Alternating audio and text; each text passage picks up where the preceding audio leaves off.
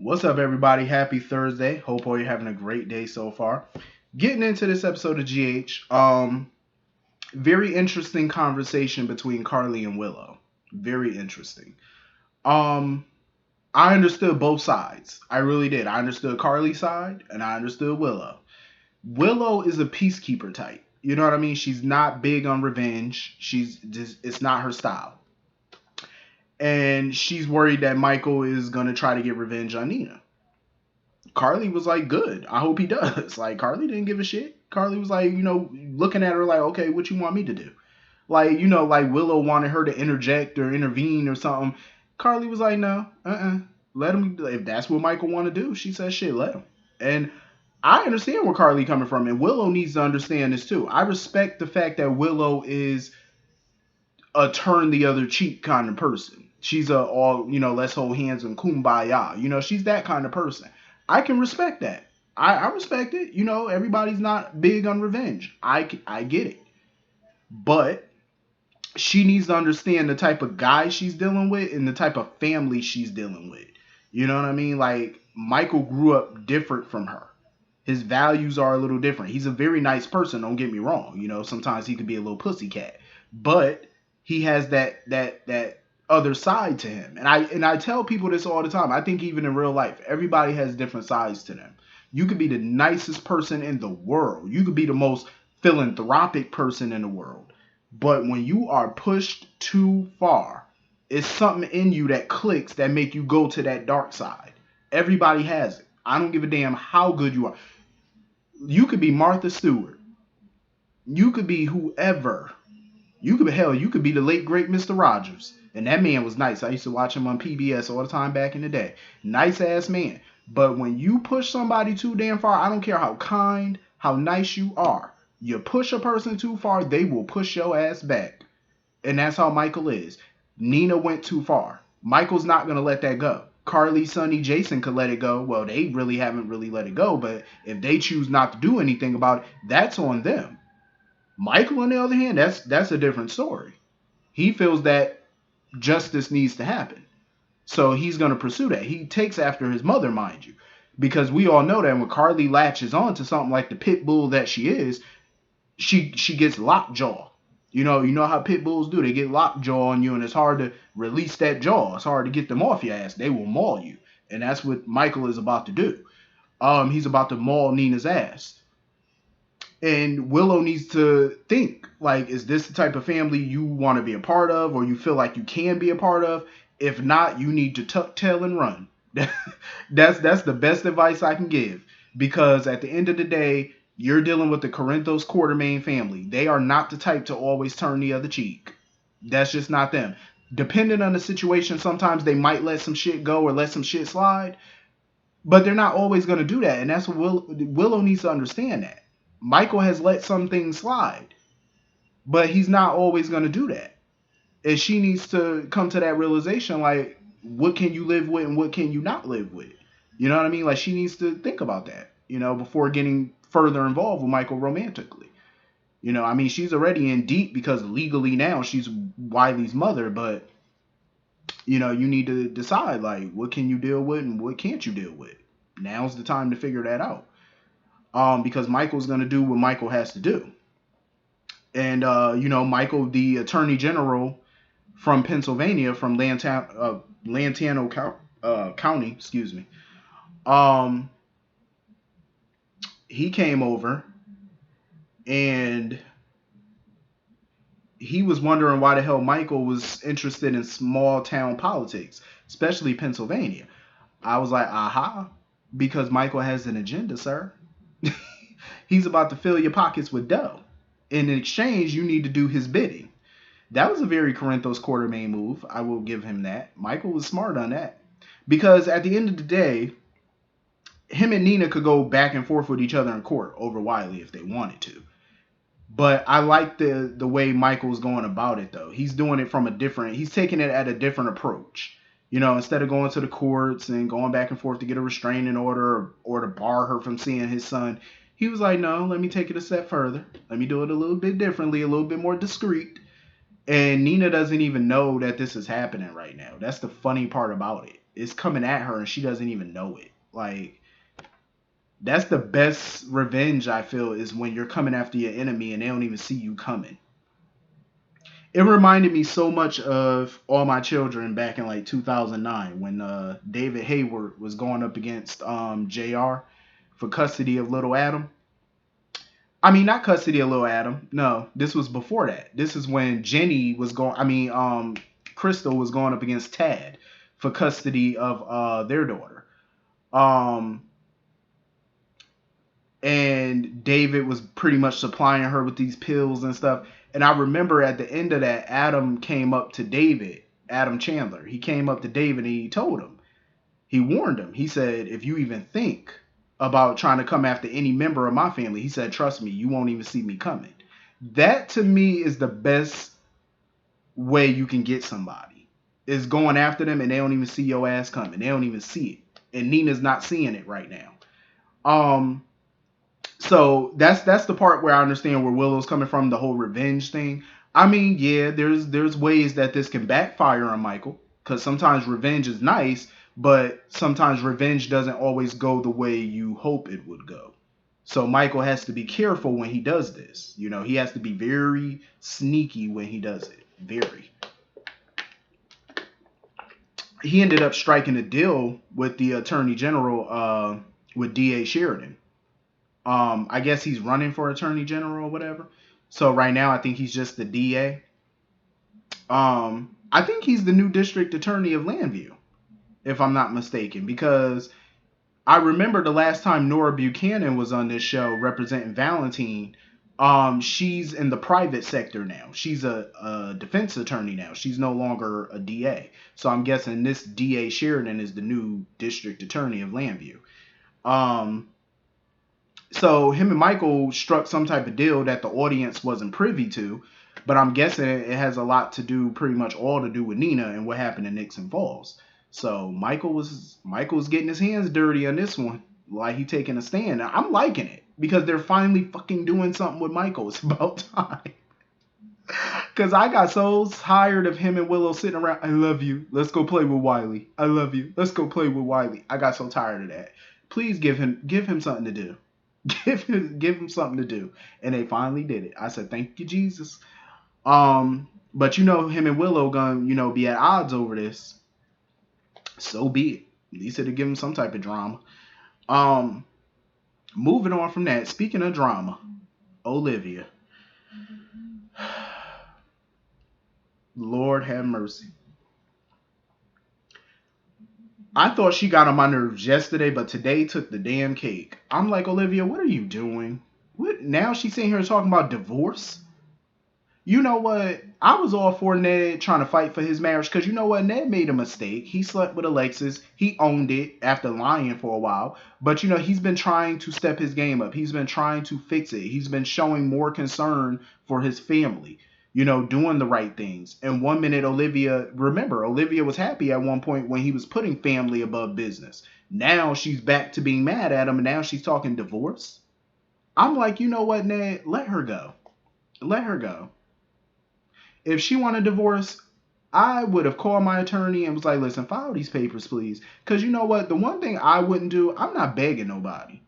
I'm sorry. I will leave the begging to keep sweat. I'm not doing that begging shit. Baby, don't go. No, you can go. You can go. Because that's the one of them songs that used to piss me off. Baby, come back. You can blame it all on me. No, you ain't blaming shit on me because I'm tired of taking the blame. You can go. You ain't got to come back. You can leave. But let me tell you something. How you came in this marriage is how you going to leave out this bitch. Because you ain't about to take no money. That's what you're not about to do. You came in with your 50% of the Metro Court. You will leave with your 50% of the Metro Court. And that's all you're taking. With the clothes that you brought in, whatever clothes I brought you during this marriage, I'm keeping. I will sell it on eBay for $5.99, $59.99, whatever. I'll sell that shit. Give me my wedding rings back. Because you're not keeping those. I will take those and bring them back to the jewelry store, or I will sell them. You can go. You can go. I mean, I ain't with all that begging shit. I'm tired of this. Ned has been repenting for months now, and I done had enough. All he's doing is trying to get her to see that something ain't right with her son. That's all he's trying to get her to see, and she's still flipping out on everybody about it. It's like she's in total denial about what's going on with her son. Total denial. And I think Olivia's going through those three stages right now. They say there's three stages: denial, anger, and acceptance. Right now, she's in denial and she's in angry mode right now. She's going through the denial and the anger. When will you accept it? All she got to do is take that boy to go get checked out. You got two doctors pretty much telling you the same thing, that there's a possibility. And if he does have autism, it's best to get that, check that out early. Why wait? You know what I mean? Like, what are you doing, woman? Like, Olivia need to get her shit together. She really did. She was pissing me off. So anyway, moving on from that. I love the conversation Monica and Austin had. I felt like they really had a come to Jesus conversation. I loved it. She was pretty much giving Austin some background about the Quartermaines, letting him know that it took years for Monica herself to find her place in that family. And the fact that he needs to realize that ELQ is like another family member to the family. They don't know how to separate business and personal. You know what I'm saying? Business and personal for the Quartermaines is all one. It's all one thing. They can't separate the two. Because Austin basically made it seem like, basically was saying he doesn't like drama. He's not a drama type of person. He doesn't do drama. And Monica raised a very good question. She was just like, okay, so you knew how the Quartermaines operate, basically saying that the family is toxic, drama, which you don't like. You knew this about us. So what made you come knock on our door if you knew all of this about us, but you don't like it? You're the opposite of what we are, basically. We drama, we argue, we bicker. You're not that type. So why the fuck you come knocking on our door? And it made him reflect. Like, that whole conversation had him in reflect mode. Because Monica was asking him, like, so you want to, do this for your dad or whatever. But she was like, what did your dad want you to be? Like, what did Jimmy Lee want him to be? Like, a businessman or a doctor? He was like, well, my dad basically wanted me to be happy. She was like, well, shit, are you happy? That's the big thing. Like, are you happy? So do what makes you happy. Are you happy? And he came to that realization. He was just like, you know what? I think he came to the realization that he loves being a doctor more than anything else. His patients, helping people. That's what he loves doing. That's what makes him happy. And I was actually happy that he went to the Quartermaines and he basically told BLQ, give me the papers, I'll sign them, I'll drop my claims at ELQ. He was ready to just throw in the towel on it because he was like, at this point, I don't want this in my life. He was like, I'm not about to bicker with y'all. Y'all don't know how to separate business and family. I don't want no part of this family. He was like, I'm not a Quartermaine. I don't want no part of this. So he signed the papers. Ned was actually very nice to him, Ned was very nice, told him, good luck and stuff, and that his patients are lucky. BLQ was being all smug, trying to show him to the door. And he basically let her know, like, yeah, I gave up my claim at ELQ, but you know what? Valentine's not going to be happy about this when he comes back from Greece. But I loved it, though. He was just letting BLQ know, like, yeah, I gave, my claim of ELQ up, but this between me and you, he was like, this shit ain't over. It ain't over. Because you got to remember, he going to want revenge on her ass. Because she tried to mess with his livelihood. You know what I mean? Like, she tried to mess with his career that he worked hard to get. Because trust me, being a doctor, becoming a doctor is such a hard road. It takes a long time, a lot of schooling, a lot of hours. You know what I mean? Like, it takes a long time to become a doctor. They don't just, hand people medical licenses. So I cannot wait to see him versus BLQ. Because what BLQ needs to realize is that he may have been unconscious that night, but memories are starting to circulate in his head that he remembered Maxie talking. And he remembers BLQ talking that night. He's going to eventually piece together what's going on. And he could blow her whole baby Louise, all that shit up sky high. He could blow it all to hell at any given moment because those memories could come flooding in. And he could remember everything.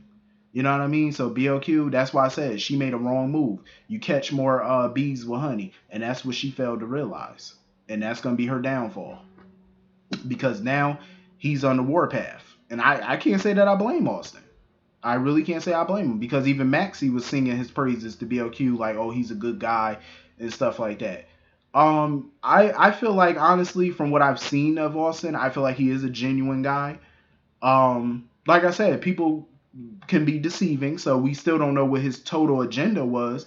But from what I've seen so far, I feel like he's a good dude until I see otherwise. But BLQ better watch her back. Austin is coming for her ass. So anyway, moving on from that, Spencer is in a heap of trouble right about now. I cannot believe he still is being so stubborn about taking Ava's deal. Like, he's being super stubborn about taking Nicholas and Ava's deal. Look at this prosecutor that he got. I mean, not the prosecutor, but look at his lawyer. He got a public defender. The charges against Spencer are pretty serious. And the last thing you would want is a public defender defending you. Public defenders are so bogged down in paperwork with mountains of cases every day. You really want that type of person defending you? Like, your fate is literally in this person's hands. And this woman didn't even know his name. She didn't even know what the crime was. She had the wrong file. And that shit was hilarious. Like, she had to run back and go get his file and go read it. I was like, Spencer, just take the deal, sir. Take the deal. Like, you about to go to prison. You really want to go to jail? Like, take the deal, bro. Take it. Because jail ain't, like I said before, jail ain't no joke. And with a little pretty boy like Spencer, he ain't gonna last 5 minutes up in there.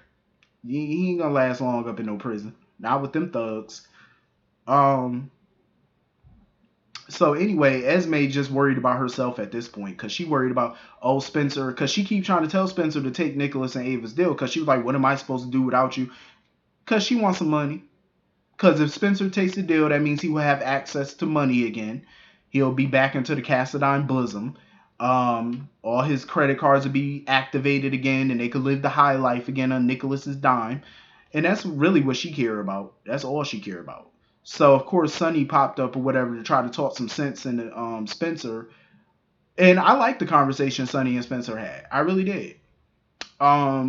Because Sunny basically told him, I'm not here to bail you out. And he basically told Esme to go take a hike. She told him, oh, I'm so sorry about the misunderstanding. He was like, look, chick, I know what you was trying to do. Now get the hell out of here. Kick rocks. Go. Sunny basically was trying to get real with Spencer. Because I agreed with Sunny. And Sunny said exactly what I've been saying for a while. If if Spencer wants to go after Ava, go after Ava. She's a grown-ass woman. She's a big girl. That's your choice. But when you involve a kid, that's where you have the problem. And Sunny was pissed because he said, what's my code? I have a code. He said, what is it? Spencer was like, never to go after children or family. He said, and you went after both. He was like, you crossed the damn line.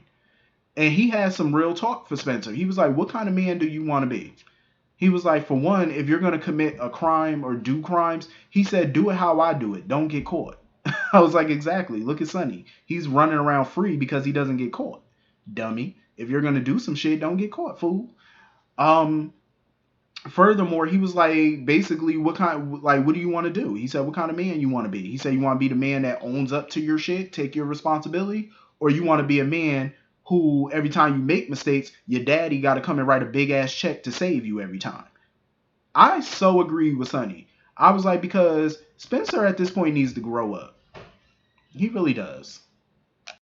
Because the problem is Spencer is such a spoiled, entitled kid. He's that type of kid where he's going to do some stuff, not learn his lesson, make mistakes, and he expects Nicholas or somebody to come bail him out every time. Can't do that. You know what I mean? Like, he got to grow up at some point. Like, you can't keep expecting Nicholas to come bail you out. So I agreed exactly what Sunny was saying to him. Nicholas, I feel, made such a stupid decision. Putting Ava in charge of Spencer's trust fund, that was dumb. Because all you're doing is going to piss that boy off more. By making his worst enemy in charge of his funds? Like, are you crazy? Because Nicholas did it because he didn't trust himself to, be in charge of it anymore because he knew he was going to use it to probably bail Spencer out. Nicholas, and I said this before, no matter what decision Nicholas makes, somebody going to be pissed off. He's in between a rock and a hard place. But I really feel like Spencer was a fool not to take the deal. Because Spencer thinks that if he takes Ava and Nicholas's deal, he's going to be beholden to Ava. Like he's gonna be under her thumb. It's not true. All Spencer has to do is just leave Ava alone at this point. That's all Nicholas wants. For him to drop this feud, let it go, respect their marriage. That's it. That's all he has to do to get out of this mess. Spencer is just being stubborn. He refuses to do it. Like, now the public defender asking him how does he want to plead. He better think smart. I'm just saying, like, this feud is only gonna get worse at this point. So anyway, moving on from that. Phyllis basically told Nina that it's time for her to get back to Nixon Falls, to figure out life without Lenny and stuff. And I agree with Nina on this one. I feel like Phyllis should just stay. And Ava came over, introduced herself, and, pretty much told her about Charlie's being up for sale and stuff like that. And I think Phyllis should buy it, because why go back to Nixon Falls? The Tano's gone, Lenny's gone. You could start somewhere fresh and new. And she doesn't have to be in a town that reminds her so much of Lenny. Like everywhere she goes in Nixon Falls, it just reminds her of Lenny. It's like you can have a whole fresh start. So of course Sunny came over and pretty much offered her any help that she needs, and he of course ignored Nina. This game that Ava's playing right now with this whole joint custody situation, I'm like, Ava, you are poking the bear. I'm just saying, she's poking it. But Ava thinks that she has an ace up her sleeve right now, which she does. She has a card to play. Because she knows about Sunny and Nina getting cozy in Nixon Falls. And she could easily go to Carly and tell her about it. All she wants basically is joint custody of Avery. Sunny, of course, is saying hell no. He was like, nope, you ain't getting that. He said, I'll give you more time with her, but you're not going to get joint custody. I feel like Sunny just needs to go ahead and give up joint custody at this point. Like, I think he should. Because why make this worse? Like, Ava went along with it for now, but we know Ava's going to blow his little world up in a minute. And Ava, that's a dangerous move. I'm glad Ava's getting her edge back, but it's like you gotta be a little careful who you dealing with. Like you gotta be a little bit careful. Fucking with Sunny, it's not a smart thing to do sometimes. It's like, be careful. So anyway, that was pretty much the whole episode. Hit the comment section. Let me know what you guys thought about this episode. I will see you all later. Have a great day. Peace.